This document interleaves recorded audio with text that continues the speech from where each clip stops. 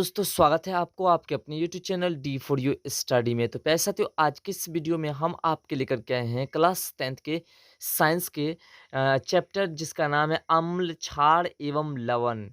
अम्ल क्षार एवं लवण चैप्टर से मोस्ट इम्पोर्टेंट 50 ऑब्जेक्टिव क्वेश्चंस लेकर के आए हैं। तो वीडियो में एंड तक बने रहिएगा। तो चलिए हम बढ़ते हैं प्रश्न की ओर। तो यहाँ पे पहला नंबर प्रश्न आपका कह रहा है कि लिटमस विलयन जो बैंगनी रंग का रंजक होता है, यह किस पदार्थ का बना होता है? कब कवक का या फिर लीचेन का या फिर जिम्नोस्पर्म का या फिर इनमें से कोई नहीं है। इसमें जो आपका राइट आंसर है वो है आपका ऑप्शन नंबर बी, लीचेन का बना होता है। तो चलिए फिर अगले प्रश्नों को देखते हैं। अगला जो प्रश्न है आपका प्रश्न नंबर 2। प्रश्न नंबर 2 कह रहा है कि निम्नलिखित में कौन सूचक की तरह इस्तेमाल नहीं किया जा सकता है? हल्दी, मेथिल ऑरेंज, फिनाल, एथिलीन या फिर मूली। इसमें जो आपका राइट आंसर है वो है आपका ऑप्शन नंबर डी, मूली। तो चलिए फिर अगले प्रश्नों को देखते हैं। अगला जो प्रश्न है हमारा प्रश्न नंबर 3। प्रश्न नंबर 3 कह रहा है कि निम्नलिखित में से कौन गंधिक सूचक नहीं है? वेनिला, प्याज, शकरकंद और लौंग का तेल। इसमें जो आपका राइट आंसर है यानी कि जो गंधिक सूचक नहीं है वो है शकरकंद, ऑप्शन नंबर सी। तो चलिए फिर अगले प्रश्नों को देखते हैं। प्रश्न नंबर 4। तो प्रश्न नंबर 4 है आपके सामने। प्रश्न नंबर 4 कह रहा है पैसे कि निम्नलिखित में से कौन द्विक्षारीय अम्ल है? HCl या फिर H3PO4 या फिर NH3 या फिर H2SO4। तो इसमें जो द्विक्षारकीय अम्ल जो है प्यारे साथियों वो है आपका H2SO4। चलिए फिर अगले प्रश्नों को देखते हैं। अगला जो प्रश्न आपका प्रश्न नंबर 5 कह रहा है कि पोटास एलम होते हैं एक साधारण लवण या फिर एक मिश्रित लवण या फिर एक अम्लीय लवण या फिर एक द्विक अम्ल लवण। इसमें जो आपका राइट आंसर है यानी पोटास एलम जो है प्यारे साथियों वो है आपका एक द्विक लवण है। तो चलिए फिर अगले प्रश्नों को देखते हैं। अगला प्रश्न आपका प्रश्न नंबर 6 कह रहा है कि एसिटिक अम्ल एवं दुर्बल अम्ल है क्योंकि इसके जलीय विलयन अम्लीय होते हैं या फिर ये ज़्यादा आयनित होते हैं या फिर ये कम आयनित होते हैं या फिर ये COOH समूह रखते हैं।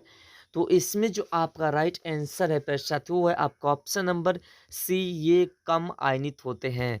तो चलिए फिर अगले प्रश्नों को देखते हैं। अगला जो प्रश्न है आपका प्रश्न नंबर 7। प्रश्न नंबर 7 कह रहा है कि निम्नलिखित में सबसे प्रबल लवण कौन सा है? NaCl या फिर CaCl2 या फिर BaSO4 और या फिर एक और ऑप्शन है आपके जो है LiCl। तो इसमें जो आपका राइट आंसर है प्यारे साथियों वो है आपका ऑप्शन नंबर ए, NaCl। तो चलिए फिर अगले प्रश्नों को देखते हैं। अगला जो प्रश्न है हमारा प्रश्न नंबर 8। प्रश्न नंबर 8 कह रहा है कि निम्नलिखित में से कौन एक से अधिक अम्लीय लवण बनाएगा? यानी CH3COOH या फिर H3PO4 या फिर CH3CH2COOH या फिर ZNO। तो इसमें सबसे अधिक अम्लीय जो बनाएगा प्यारे साथियों वो है आपका ऑप्शन नंबर बी, H3PO4। तो चलिए फिर अगले प्रश्नों को देखते हैं। प्रश्न नंबर 9 को। तो प्रश्न नंबर 9 आपके सामने है कि 1 बिलियन किसी नीले लिटमस को लाल में परिणत कर देता है तो संभवतः बिलियन का पीएच मान कितना होगा? यानी 8 होगा, 10 होगा, 12 होगा, 6 होगा। तो 1 बिलियन जो है वो नीले लिटमस को लाल कर देता है तो वह कितना होगा और वो क्या होगा? तो इसमें जो आपका राइट आंसर हो जाएगा आपका ऑप्शन नंबर डी यानी 6 होगा, क्योंकि जिसका 6 पीएच मान यानी 7 से कम है वो क्या है? अम्लीय है। तो इसलिए तो चलिए फिर अगले प्रश्नों को देखते हैं। अगला जो प्रश्न आपका प्रश्न नंबर 10। प्रश्न नंबर 10 कह रहा है कि जल के अम्लीय एवं क्षारीय विलयन किसके कारण विद्युत के सुचालक होते हैं? H+ OH- या फिर H+ एवं OH- दोनों या इनमें से कोई नहीं। तो इसमें जो आपका राइट आंसर है प्यारे साथियों वो है आपका ऑप्शन नंबर सी, H+ एवं OH- दोनों। तो चलिए फिर अगले प्रश्नों को देखते हैं। अगला जो प्रश्न है आपका प्रश्न नंबर 11 कि निम्नलिखित में से कौन से धातु ठंडे जल से से अभिक्रिया कर धातु के हाइड्रोक्साइड बनाएंगे। सोडियम एवं पोटेशियम या फिर मैग्नीशियम एवं कैल्शियम या फिर सोडियम एवं कॉपर या फिर इनमें से कोई नहीं। तो इसमें जो आपका राइट आंसर हो जाएगा प्यारे साथियों, वो हो जाएगा आपका ऑप्शन नंबर ए सोडियम एवं पोटेशियम। तो चलिए फिर अगले प्रश्नों को देखते हैं। अगला प्रश्न आपका प्रश्न नंबर 12।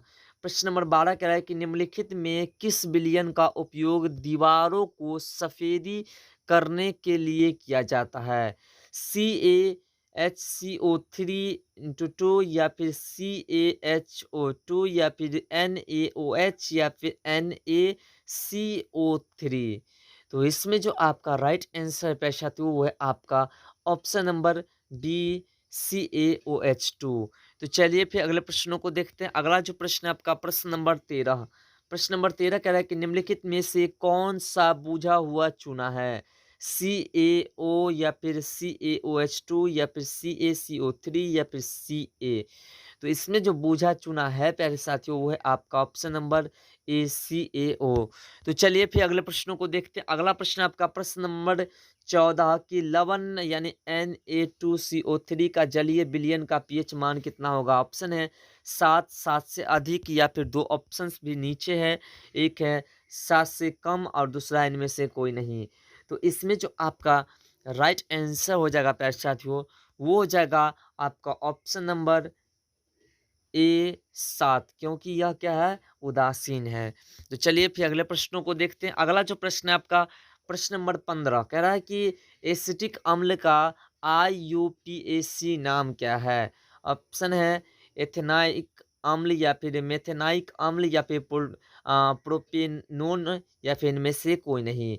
इसमें जो आपका राइट आंसर हो जाएगा प्यारे साथियों, वो हो जाएगा आपका ऑप्शन नंबर बी मेथेनाइक अम्ल। तो चलिए फिर अगले प्रश्नों को देखते हैं। अगला जो प्रश्न है आपका प्रश्न नंबर 16। प्रश्न नंबर 16 कह रहा है कि निम्नलिखित में से या फिर निम्नलिखित में कौन सा आयन लाल लिटमस को नीला कर सकता है? H या फिर OH या फिर Cl माइनस या फिर O2 माइनस। इसमें जो आपका राइट आंसर है, वो है आपका ऑप्शन नंबर बी OH। तो चलिए फिर अगले प्रश्नों को देखते हैं। अगला जो प्रश्न है आपका प्रश्न नंबर 17। प्रश्न नंबर 17 कह रहा है कि कोई विलयन नीले लिटमस पत्र को लाल कर देता है, इसका पीएच मान संभवतः होगा कितना? 5, 7, 8, 10। तो इसमें जो आपका राइट आंसर हो जाएगा, वो हो जाएगा आपका ऑप्शन नंबर ए 5। तो चलिए फिर अगले प्रश्नों को देखते हैं। अगला जो प्रश्न है आपका प्रश्न नंबर 18। प्रश्न नंबर 18 कह रहा है कि ऑक्सैलिक अम्ल का प्राकृतिक स्रोत निम्नलिखित में कौन है? संतरा, टमाटर, सिरका, इमली। तो इसमें जो आपका राइट आंसर है पैसा तो वो है आपका ऑप्शन नंबर बी टमाटर। तो चलिए फिर अगले प्रश्नों को देखते हैं। अगला जो प्रश्न है आपका प्रश्न नंबर 19 कि प्लास्टर ऑफ पेरिस का रासायनिक सूत्र क्या है? CaSO4 इंटू 2H2 या फिर CaSO4 इंटू 1/2H2O या फिर Na2CO3 इंटू 10H2O या फिर इनमें से कोई नहीं। तो प्लास्टर ऑफ पेरिस का जो इसमें फॉर्मूला है प्यारे साथियों, वो है CaSO4 इंटू 1/2H2O। तो चलिए फिर अगले प्रश्नों को देखते हैं। अगला प्रश्न आपका प्रश्न नंबर 20 कि लिटमस विलयन जब नीला नकदी अम्ल होता है तो और ना ही क्षारीय होता है। जब ना ही अम्लीय होता है ना ही क्षारीय होता है, तब यह किस रंग का होता है? लाल, नीला, बैंगनी और काला। तो इसमें जो आपका राइट आंसर हो जाएगा, वो हो जाएगा आपका ऑप्शन नंबर सी बैंगनी। तो चलिए फिर अगले प्रश्नों को देखते हैं। अगला प्रश्न आपका प्रश्न नंबर 21। प्रश्न नंबर 21 कह रहा है कि किसी भी उदासीन विलयन का पीएच मान होता है 5, 7 या फिर दो ऑप्शंस आपके नीचे हैं, एक है 14 और दूसरा है 0। इसमें जो आपका राइट आंसर है पैसा तो वो है आपका ऑप्शन नंबर बी 7। उदासीन का जो पीएच मान होता है पैसा वो कितना होता है? 7 होता है। तो चलिए फिर अगले प्रश्नों को देखते हैं। अगला जो प्रश्न है आपका प्रश्न नंबर 22। प्रश्न नंबर 22 कह रहा है कि निम्नलिखित में से कौन लवण है? HCl या फिर NaOH या फिर K2SO4 या फिर NH4OH। तो इसमें जो आपका राइट आंसर है वो है आपका ऑप्शन नंबर सी K2SO4। तो चलिए फिर अगले प्रश्नों को देखते हैं। अगला जो प्रश्न है आपका प्रश्न नंबर 23 कि किसी लाल तप्त आयरन पर जल वाष्प प्रवाहित करने पर कौन सा यौगिक प्राप्त होता है? FeO या फिर Fe2SO3 या फिर Fe3O4 या फिर FeS। तो इसमें जो आपका राइट आंसर है वो है आपका ऑप्शन नंबर सी, Fe2O4। तो चलिए फिर अगले प्रश्नों को देखते हैं। अगला जो प्रश्न आपका 24 नंबर कि हमारे शरीर में पीएच कितने परास के बीच कार्य करता है? 6.0 से 6.8 तक या फिर 7.0 से 7.8 तक या फिर 2.1 से 3.8 तक या फिर 5.1 से 5.8 तक। तो हमारे शरीर में जो पीएच काम करता है प्यारे साथी, यानी कि कार्य करता है, वो करता है हमारा 7.0 से लेकर के 7.8 तक कार्य करता है। तो चलिए फिर अगले प्रश्नों को देखते हैं। अगला प्रश्न आपका प्रश्न नंबर 25। प्रश्न नंबर 25 कह रहा है कि बेकिंग पाउडर का अनुसूत्र क्या है? Na2CO3 या फिर CaCO3 या फिर NaHCO3 या फिर NaNO3। इसमें जो आपका राइट आंसर हो जाएगा वो हो जाएगा आपका ऑप्शन नंबर सी, NaHCO3, क्योंकि यही है बेकिंग सोडा का सूत्र। चलिए फिर अगले प्रश्नों को देखते हैं। अगला प्रश्न है आपका 26 नंबर की, निम्नलिखित में कौन विजातीय यौगिक है? चूना पत्थर या फिर खड़िया या फिर संगमरमर या फिर प्लास्टर ऑफ पेरिस। तो इसमें जो आपका राइट आंसर है वो है आपका option number D, plaster of Paris. तो चलिए फिर अगले प्रश्नों को देखते हैं। अगला जो प्रश्न है आपका 27 नंबर की, निम्नलिखित में सेहत का कौन सा मान क्षारक विलयन का मान होता है? 2, 7, 6 और 13। इसमें जो आपका राइट आंसर है वो है आपका ऑप्शन नंबर डी, 13। तो चलिए फिर अगले प्रश्नों को देखते हैं। अगला जो प्रश्न है आपका प्रश्न नंबर 28 कह रहा है कि निम्नलिखित में अम्लों में से कौन प्रबल अम्ल है? लैक्टिक अम्ल, एस्कॉर्बिक अम्ल या फिर सल्फ्यूरिक अम्ल या फिर एक ऑप्शंस आपके नीचे है जो है फार्मिक अम्ल। तो इसमें जो आपका राइट आंसर है वो है आपका ऑप्शन नंबर सी, सल्फ्यूरिक अम्ल। सल्फ्यूरिक अम्ल है ऑप्शन नंबर सी जो है आपका राइट आंसर है। तो चलिए फिर अगले प्रश्न को देखते हैं। अगला जो प्रश्न है आपका 29 नंबर प्रश्न कह रहा है कि निम्नलिखित में कौन क्षारक नहीं है? KOH या फिर NaCl या फिर AlOH3 या फिर ZNO। तो इसमें जो आपका राइट आंसर है वो है आपका ऑप्शन नंबर बी, NaCl। तो चलिए अगले प्रश्न को देखते। अगला जो प्रश्न है आपका 30 नंबर के, निम्नलिखित में क्षारकों में कौन प्रबल क्षारक है? यानी NH4OH या फिर NaOH या फिर MgOH2 या फिर CuOH2। तो इसमें जो प्रबल क्षारक है प्यारे साथियों वो है आपका NaOH। तो चलिए फिर अगले प्रश्नों को देखते हैं। अगला जो प्रश्न आपका प्रश्न नंबर 31 का है कि कुछ ऐसे पदार्थ होते हैं जिनकी गंध अम्लीय या क्षारीय माध्यम में बदल जाती है। इसे कहते हैं या फिर इन्हें कहते हैं रंगीय सूचक, गंधकीय सूचक या फिर उदासीन या फिर इनमें से कोई नहीं। तो इसमें जो आपका राइट आंसर हो जाएगा वो हो जाएगा आपका ऑप्शन नंबर बी, गंधीय सूचक। तो चलिए फिर अगले प्रश्नों को देखते हैं। अगला प्रश्न आपका प्रश्न नंबर 32। प्रश्न नंबर 32 का है कि सभी धातु कार्बोनेट या एवं हाइड्रोकार्बोनेट अम्ल के साथ अभिक्रिया करके बनाते हैं क्या? संगत लवण या फिर कार्बन डाइऑक्साइड या फिर जल या फिर इनमें से सभी। तो इसमें जो आपका राइट आंसर है वो है आपका ऑप्शन नंबर डी, इनमें से सभी। तो चलिए फिर अगले प्रश्नों को देखते हैं। अगला जो प्रश्न है आपका 33 नंबर प्रश्न कह रहा है कि सभी अम्लों में पाया जाता है ऑक्सीजन, हाइड्रोजन, कैल्शियम, नाइट्रोजन। तो इसमें जो आपका राइट आंसर हो जाएगा कि सभी अम्ल में जो पाए जाते हैं प्यारे साथियों वो है आपका हाइड्रोजन। तो चलिए फिर अगले प्रश्नों को देखते हैं। अगला जो प्रश्न है आपका प्रश्न नंबर 34 कह रहा है कि हाइड्रोजन मुक्त सभी यौगिक होते हैं, अम्लीय, क्षारीय दोनों और इनमें से कोई नहीं। इसमें जो आपका राइट आंसर हो जाएगा वो हो जाएगा आपका ऑप्शन नंबर ए, अम्लीय। तो चलिए फिर अगले प्रश्नों को देखते हैं। अगला जो प्रश्न आपका प्रश्न नंबर 35 कह रहा है कि जल में घुलनशील क्षारक के बारे में क्या सत्य है? इन्हें क्षार कहते हैं या फिर स्वाद कड़वा होता है या फिर इसके दो ऑप्शन नीचे हैं। एक है आपका कि प्रकृति संक्षारक होते हैं या फिर इनमें से सभी होते हैं? तो इसमें जो आपका राइट आंसर हो जाएगा वो हो जाएगा आपका ऑप्शन नंबर डी, इनमें से सभी। तो चलिए फिर अगले प्रश्नों को देखते हैं। अगला जो प्रश्न है आपका प्रश्न नंबर 36 का रहा है कि पीएच में पी सूचक है किसका? पुरुषांश का या फिर पावर का या फिर दोनों का या इनमें से कोई नहीं। तो इसमें जो आपका राइट आंसर हो जाएगा यानी पी जो सूचक है प्यारे साथियों, वो है आपका जो है पुरुषांश का है। तो चलिए फिर अगले प्रश्न को देखते हैं। अगला जो प्रश्न है आपका 37 नंबर प्रश्न कह रहा है आपका कि एसिटिक अम्ल का प्राकृतिक स्रोत निम्नलिखित में से कौन है? संतरा, सिरका, इमली या फिर टमाटर? तो इसमें जो आपका राइट आंसर है वो है आपका ऑप्शन नंबर बी, सिरका।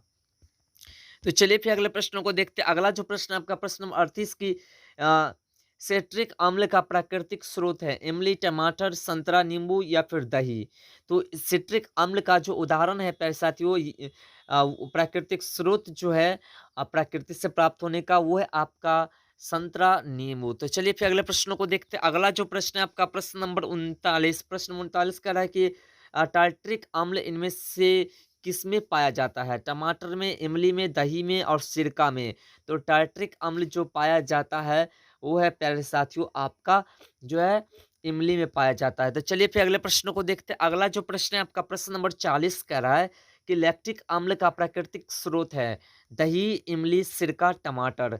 तो लैक्टिक अम्ल का जो प्राकृतिक स्रोत है प्यारे साथियों, वो है आपका दही, यानी ऑप्शन नंबर ए जो आपका राइट आंसर है। तो चलिए अगले प्रश्नों को देखते हैं। अगला जो प्रश्न है आपका प्रश्न नंबर 41 कि चींटी के डंक और नेटल के डंक में कौन सा अम्ल पाया जाता है? सिट्रिक अम्ल, लैक्टिक अम्ल और या फिर एसिटिक अम्ल या फिर मेथेनाइक अम्ल।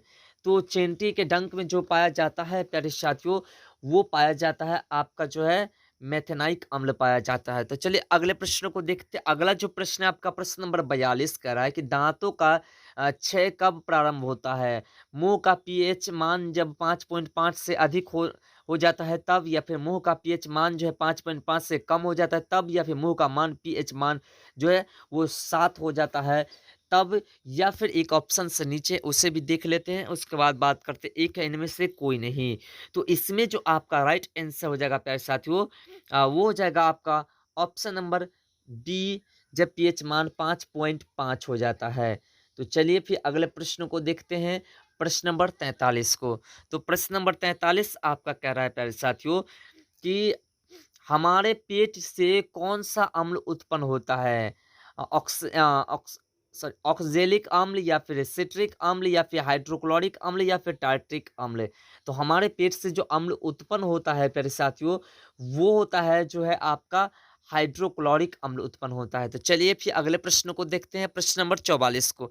तो प्रश्न नंबर 44 आपका कह रहा है कि हाइड्रोक्लोरिक अम्ल एवं सोडियम हाइड्रो ऑक्साइड के विलयन की अभिक्रिया से उत्पन्न लवण को क्या कहते हैं? हाइड्रोजन क्लोराइड या फिर सोडियम क्लोराइड या फिर हाइड्रा ऑक्साइड या फिर इनमें से कोई नहीं।